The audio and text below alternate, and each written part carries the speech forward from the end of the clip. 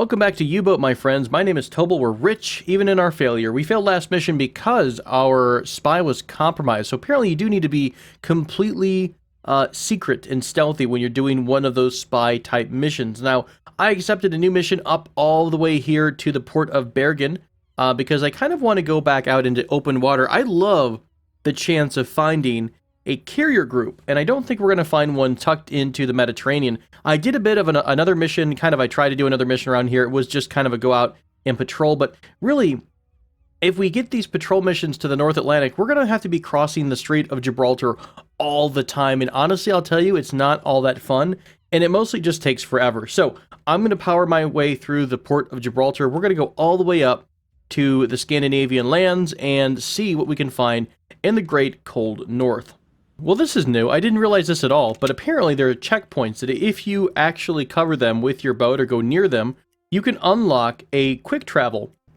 So you're going to be able to quickly travel from point to point. So if we were to have gone over the western approaches or the North Atlantic or something like that, we could be currently fast traveling to them right now in exchange for some resources, apparently. So that might have been one easy way to skip between, say, our port in the Mediterranean and out in the North Atlantic. So I'm definitely going to try to swing by the western approaches at some point, and honestly, it might make more sense to do that and take a more northerly route to get to the port of Bergen instead of cutting through the English Channel. So we'll see about that. I also just noticed that we heard a bunch of propeller noise, but that's okay. We're going to try to stay focused on our mission. One more thing that I kept forgetting to do the last few episodes is to promote some of our characters, or rather, I guess it's just to increase their skills. So we're able to choose between a couple of different skills depending on what type of officer role that person is. So for Mr. Loris here, I picked the handyman, which consumes 25% less time, which is very, very helpful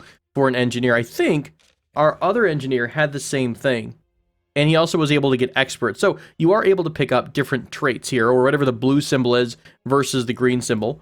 For the radiomen, one of them, Mr. Newman, I made a medic, so he's going to provide medical help without the use of the first aid kit, and when he does use the first aid kit, it's twice as fast, so very helpful in the event that we get a massive strike, and we're not able to, we have to wind up running out of med kits or something like that.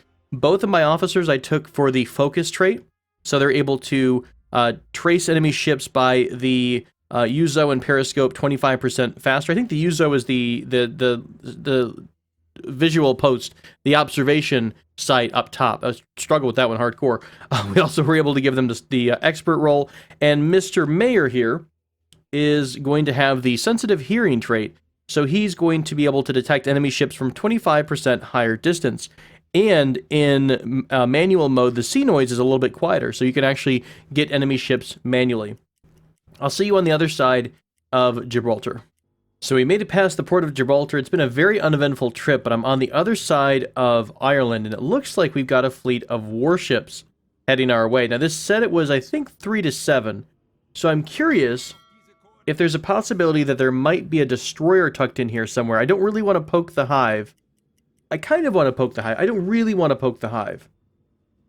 If there was a destroyer here, I think I'd try to have fun, but at the moment it's mostly 5 corvettes, which, not like they're in, completely without claws, but I think we're going to play it safe.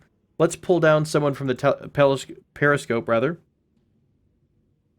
And we'll let these flower-class vessels be. We're going to continue our course. We're going to tuck into the straits off of Scotland. I don't know what this is called. I feel like it's on the tip of my tongue. I played a lot of EU4. And I feel like it was mentioned in EU4, but I'll be darned if I can't remember it offhand. We'll squeeze through this convoy and hopefully keep heading towards our target.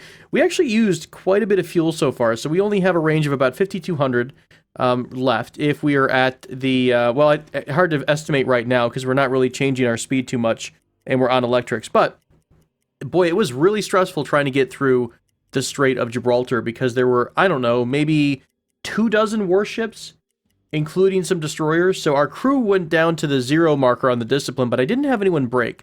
So that doesn't seem to be as much of a big deal as I thought. The biggest one comes in the form of the battery, because you only have so much battery to go. So I wound up going down to a speed of 1, and trying to squeeze on through with very little spent on, very little electrical stuff spent, right? So we were mostly just trying to take it as slow as possible and as quiet as possible as well. Willkommen zu Norwegen, my friends. We're almost to Norway. We're just outside of the port, and it's been a bit of a long journey. We've spent many days at sea. Really, I think some of the mechanics for long-term travel are a bit funky right now. I think they haven't quite locked down food, because I think we spent, I don't know, it feels like we spent at least 3 or 4 days out at sea, but we're still on the same amount of food that we've had. So, I mean, you know, again, early access, things to be worked out. I'm sure they're going to be working on that, plus a lot of other issues. I'm a little concerned that I've been looking at the depth tables, and if you kind of hover your mouse, you're able to see how much, I believe this is the depth under keel. Right, is this basically how, yeah, just the depth in general.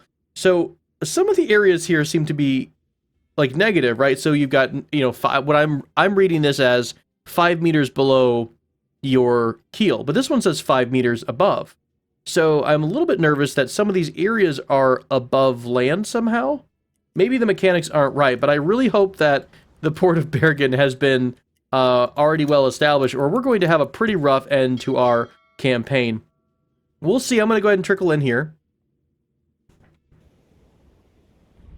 I'm like, for some reason, I'm abnormally afraid of running into land in the middle of water. It freaks me out for some reason.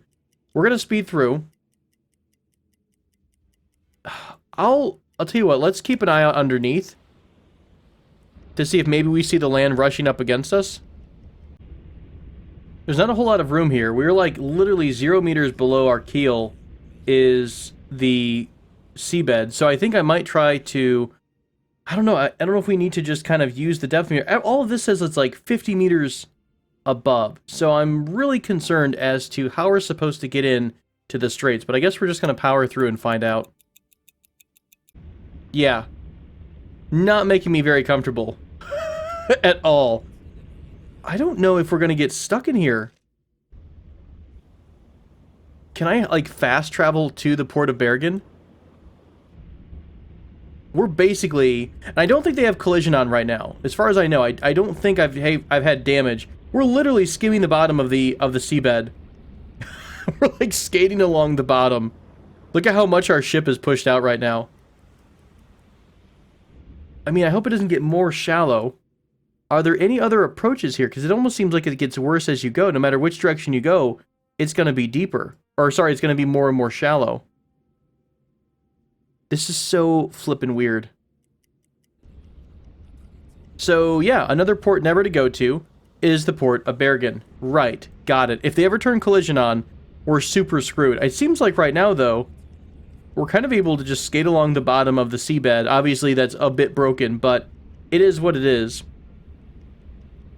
Everything's telling me that it's above ground, like 40 meters or so above ground. So I guess we're okay? Question marks. I like how, like, right along the shore here, you've got a little bit more distance. I'm just going to keep powering through.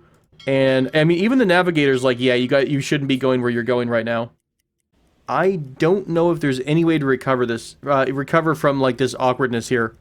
What I'm going to do is try to mess around with the settings and the different rudder settings to see if we can't wiggle our way backwards, back into open water. Maybe they just haven't figured out the port of Bergen yet. I mean, granted, a lot of the depth it was showing here on the map, but I don't know if there's any path into the port of Bergen. Here's, like, right there, it's 1 meter under keel, or 0. So there's, like, a very fine line. But even this approach here, between this gap here, there's really no other areas that seem to have underwater approaches. So, super curious about how you're supposed to actually make it into Bergen. Yeah, we might be stuck here, guys. This might be an unfortunate ending to our lovely campaign. That's okay, though. This was a preview. And we know that the game is in early development. We're just going to sit here and weeble wobble on the surface of the water in the Scandinavian coastline and just enjoy the beautiful sun and the beautiful weather. And maybe someday a plane will come here and just put us out of our misery. There we go. Let's go ahead and flood a torpedo tube. I have no idea what's going to happen. This should be fun. Let's raise the what do you call it? There we go. Periscope. Zoom way the hell out and fire. Nothing, huh? Did we just fire that bad boy off into the middle of the air? Right. Well, I don't know, folks. I'll spend some time here wiggling around, seeing if I can get out. But if not, we might have to call this the end of our lovely campaign with the U-boat. I was hoping that we could continue to maybe find ourselves a kind of a large fleet with a... what would you call that? An aircraft carrier or something like that. But unfortunately, it seems like we're not really going to have the chance. So thank you all so much for joining me for this wonderful campaign. It's been fun. It is an early access game. Keep that in mind. We will come back to this probably at the point of either release or after a major update. But I've had a lot of fun with this so far. I think I'm going to put my thoughts together for a bit of a review. Alright, so no dice, unfortunately. Thank you guys so much for joining me for this series. I appreciate you, and if you want to join our Discord, check the information out in the Read More section below this video. But until next time, take care.